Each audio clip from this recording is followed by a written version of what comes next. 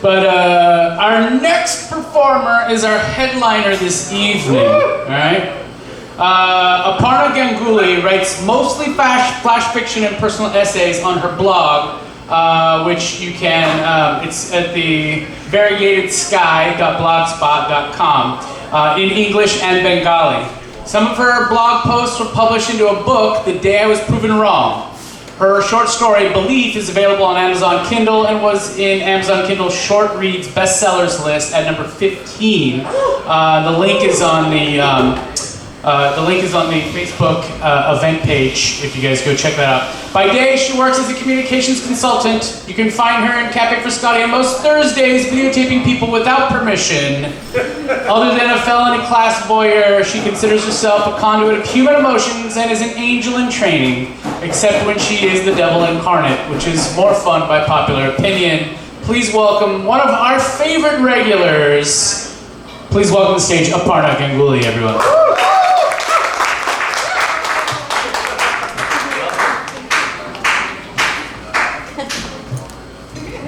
So I must say that my first open mic was here at Caffe Frascati a few months ago. So I'm still new to this. But first I would like to thank mighty Mike McGee, who is probably a mentor to a lot of people. And he doesn't even know it. He always encourages new writers. And obviously, please, a loud round of applause for him first.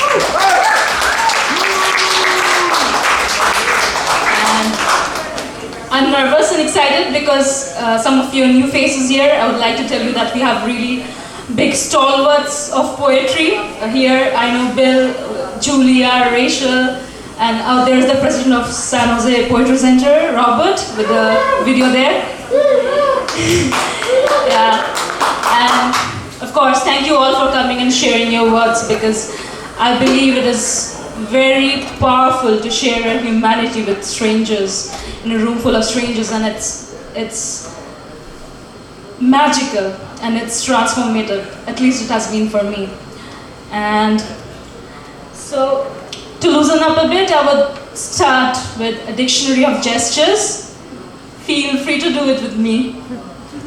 Okay. The first one. Snap your fingers. Okay, let's do it. Next one.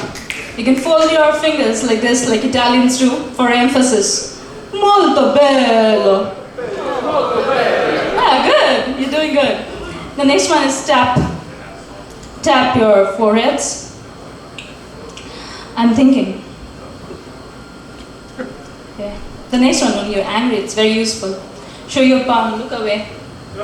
Don't talk to me right now. I do that to my husband a lot. He's over there with the camera.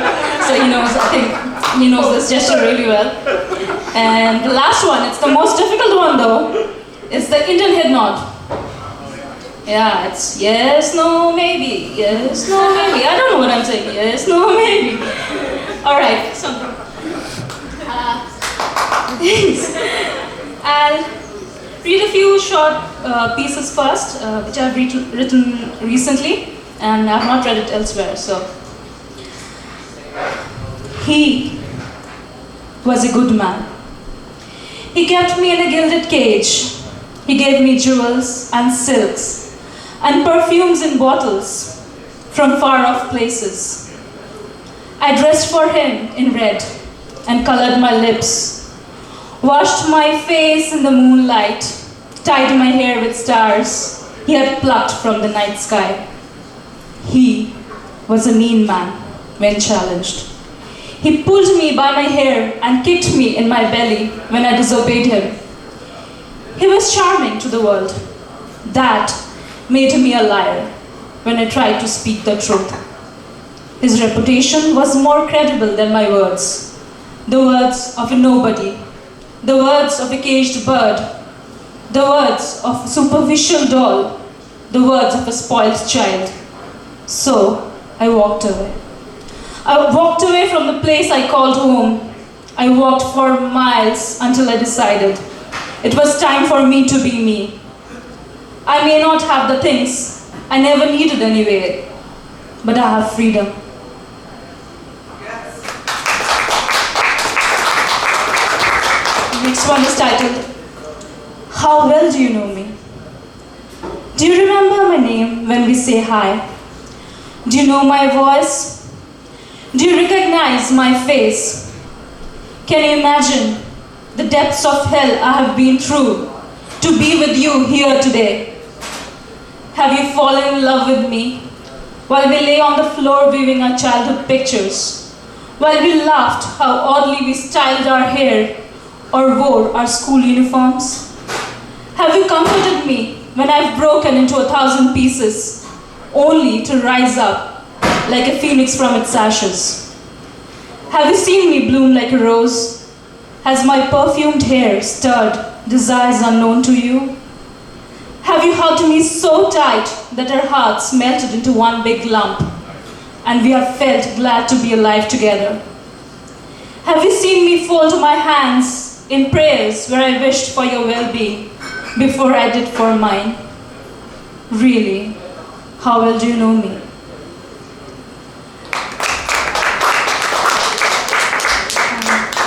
The next one is titled, Excuse My French, so we have a lot of F-bombs here. My first time, okay?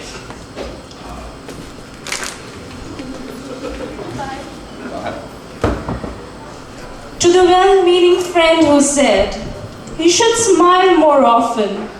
You look pretty when you smile. I'll smile when I want to. Not to feel pretty. Not to seek validation for my existence. If you want to accept me with my frown. No. Fuck your acceptance. I accept me. I embrace me in my happiness and in grief, and with my resting bitch face. To the womanizer who asked me, how often do you have sex? Excuse me? It's none of your fucking business. I'm friendly with you because my parents taught me to be polite. I'm not interested in being your friends with benefits or without. To the women who say, you need to be a mother to feel complete. Fuck you. I'm complete in my own self. I don't need relationships to define me. My womb was not programmed to give meaning to my life. If bringing another human being into this world is the only way I can find purpose, then you'll have to wait, because I have not found myself yet. And I don't need to justify my life choices to you, because I feel complete right now by being here and sharing my greatest secrets, my deepest regrets, and a wish or two. I'm complete in the company of your words, and you, and you, and you, and you. And now, I'm going to read I'm going to read a few pieces of a book I published in 2007. So most of the pieces were written when I was in my undergrad days, so please bear with me. And I'm planning to publish another collection named Bits and Pieces in 2018, hopefully. Fingers crossed.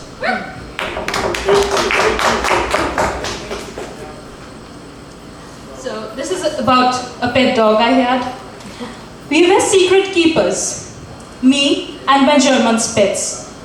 Dad wanted to call him Rex, meaning the reigning king, but I preferred Snowy for his snow-white coat and after the faithful companion of my favorite childhood hero, Tintin. I still remember the day Dad gifted him to me. Barely a month old, he could hardly walk, but was determined to follow me everywhere I went. With his little fluffy paws and a ringed tail, he looked like a ball of white wool ready to roll. Snowy grew beautifully. He was gentle with kids and a smash hit with nubile young women, but curiously shy with the females of his species of marriageable age. One of my uncles had two bitches, a coal-black Lucy and a whimsical, ever-yelping Crazy. The first day they came over for a visit, he completely ignored them. When the younger, more eager one tried to socialize, he made a face which left no room for any allusions to her romantic ambitions. He was almost human. Many times he leaped up to a chair at the dinner table and demanded to be served along with the other members of the family.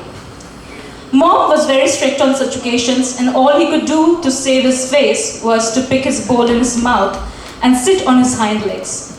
We would often talk to him knowing he would understand, not realizing how strange it would look to an outsider.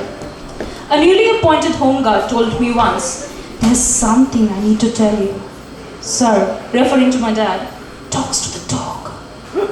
It was not long before I found her talking to the dog too. Snowy tried his best to cheer me up, wagging his tail vigorously when I came home from school every day and licking my face to wake me up in the morning, fetching his leash to go for a walk. His demands increased to keep me busy all day. While I finished my homework, he would sit on my study table, not making any fuss. When it was over, and just before dinner, we would play throw and fetch with his favorite chewable ball. Fireworks always made him upset. He would keep his head buried in my arms for comfort or creep under the bed for refuge. I would then pat him and say, "It's all right. We all have the right to get scared once in a while." Once, I was weeping when he sat beside me on my bed and touched my shoulder lightly with his right front paw. He looked at me and seemed to say, "It's okay. We all have the right to our shares of tears." The next one, thank you. The next one is a short one titled The Sea. Just to give you a perspective, I wrote it on November 4, 2005. So, it's long back. She walked by the sea, watching 1,000 waves kissing her at her feet. How ephemeral was their passion. How fleeting. And how much at extremes. One moment begging to touch her, to feel her, and the next making haste to get away, with a sudden unexplained repulsion. She stood at the place where 1,000 promises were made to be broken. The sea looked so inviting today, promising the peace that had eluded her for years. She turned back to see a set of footprints or two, but there was none. The waves had washed away the markings of the past, a past which had perished silently. Slowly, she ambled into the water lapping at her. The following morning, he clucked with an unattached emotion when he read the newspaper. Fishermen have found the body of an unidentified woman. Detailed description followed, but he did not have the time to go through it. It was already time to get ready. He had a busy day ahead. Thank you. The next one is titled The Princess and the Thief. He saw her sleeping wrapped in white satin sheets, her ivory skin glowing in the dark, set against her raven tresses, her locks resting on her temple like the bells of a holy shrine, the curve of the brows so perfect. The closed eyes with jet black lashes so enthralling in their peaceful slumber.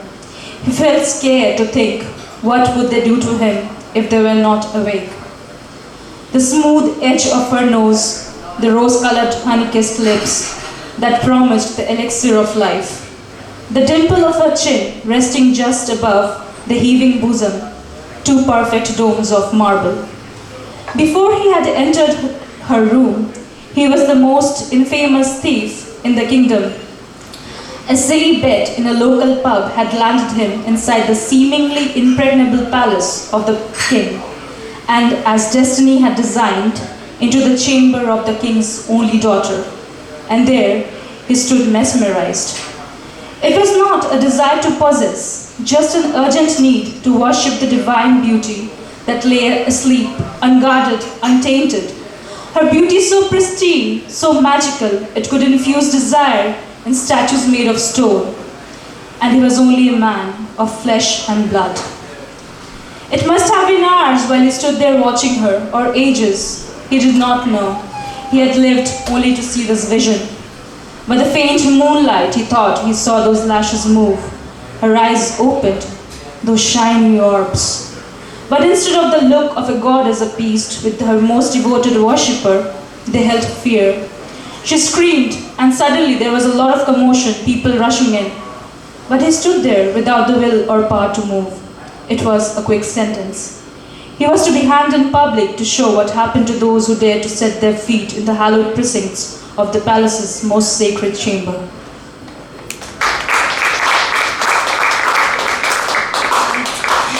this is the last piece I'm going to read. It's from a story I've been writing, and it's just 2 pages, so shouldn't take time at all. And the main character is Maya, as a 12-year-old girl, daughter, and she's the daughter of Sam and Emily, the other main characters. They have a golden retriever pup, male. I named him Ozzy. So, starting. A car is driving through the woods. Sunshine occasionally flashes through the canopy of giant redwood trees. Ferns wave in the wind as they move closer to the ocean. Maya asks, "Daddy, how far are we?" Sam, "We're almost there." Maya, "Ozzy is getting restless." In truth, it was Maya who was feeling eager to see their new home. Soon, they drove up to a big white house by the sea. The address read 161 West Cliff Drive. A woman in her 40s, wearing a cobalt blue suit, was waiting for them at the door. "Welcome to Casa Vista Grande. As you know, you will have the views of both the wharf and the mountains from the ocean viewing decks. You can watch surfers from all over the world. The kitchen is the chef's dream, and the pantry is big enough to store food for an army. The garage is an electric charging station for your electric vehicle, and extra parking for 2 more cars. The property comes with an old boat if you want to use it." Sam thanked her for waiting and took a quick tour of the house with the family. Ozzy jumped ahead to sniff and explore the house on his own. Emily whispered to Sam, "Are you sure you can afford it?" Sam smiled. Of course they could. He had been the poster boy of horror for 18 years. Most of his books sold out in the first few weeks of release. The Harbinger and The Harvest broke all his previous records. Only lately he had been suffering from the much dreaded writer's block. But the creative slowdown wasn't entirely his fault. He was distracted. The family was dealing with the crisis that engaged all he had emotionally and physically. Emily lost a child late in pregnancy. She suffered from severe depression, and the doctors recommended a change of place. The freshly painted nursery in their previous house was a constant reminder of their loss. Sam was relieved in a way to be away from those memories. He loved his wife a lot, but her neediness was tiring. For once, he needed her to be strong, to recover from her constant brooding and crying. They still had a living child, for God's sakes. The property manager finished the tour in the living room. "My daughter is a big fan of your stories. I have some books in my trunk. Would you mind signing them?" "Why is it that they always need something?" "She looked like a pig on heat," he observed with a chuckle. "Someday I'll create a character based on you and give them most horrible death," he thought with some satisfaction. "My readers will love it." He knew his mettle. He was a very mediocre writer who would have been content writing jingles for a mid-sized advertising agency. Then he met Emily, and he thought that she deserved better. She encouraged him to try harder. She read all his first drafts and criticized him honestly. But after several rejections from publishers, he had given up on himself. However, over a long weekend, he wrote a story about a teenager who gained superpowers and used it to kill wanted criminals. When he printed out the manuscript and read what he had written, he threw the papers in the trash. But he told the story to Emily over breakfast. She picked up the crumpled sheets and typed a new manuscript, which she emailed without his consent. A few weeks later, the publishers called. With his left hand still holding the phone, he used his right hand to steady himself on the coffee table. They wanted to publish his work and even give an advance for it. It was not much, just enough to make him take writing seriously again. He shared the news with Emily and realized what she had done. They made wild, passionate love on the living room rug. Their air conditioner was barely a match for the summer heat, and they ended up with rug burns on their backs. But he was happy as a lark. He watched her sleeping next to him. Her brows sparkled with beads of sweat that looked like pearls on her pretty face. He knew she was a keeper. Emily was now a ghost of her former self. She was so wrapped up in her sadness that she forgot about those who depended on her. Ozzy was introduced into the family as an emotional support dog, but she paid no attention to his attempts of cheering her up. Maya, on the other hand, became joined at the hips with him. Sometimes she talked to Ozzy and giggled with him, like they were sharing secrets. A dog chooses his owner. Ozzy was definitely Maya's dog. So one last thing, since this is the first open mic of the year, I have to talk about resolutions. Do you have any? I don't know. Because I failed miserably at them. Last year, I failed to reach my target, lose my target weight, and I failed to finish my Goodreads reading challenge.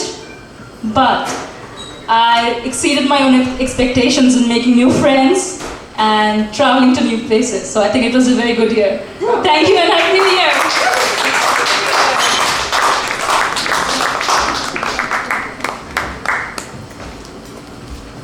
Aparna Ganguly, everyone. Thank you, Aparna. You did it! Woo! I'm very proud of you. And that was wonderful work. Thank you so much for sharing all of that. And I look forward to you sharing more each week.